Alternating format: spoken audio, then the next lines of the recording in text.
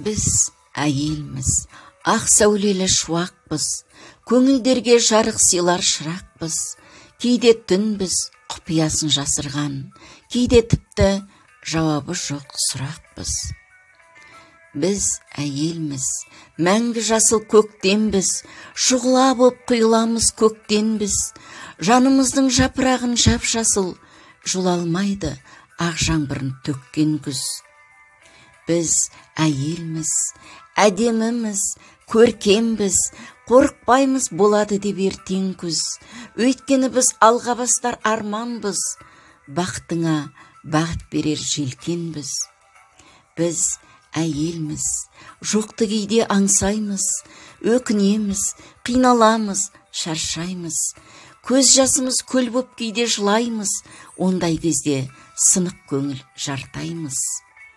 Біз әйелміз, кейде еркін құстаймыз, өзімізді ханшайымдай ұстаймыз.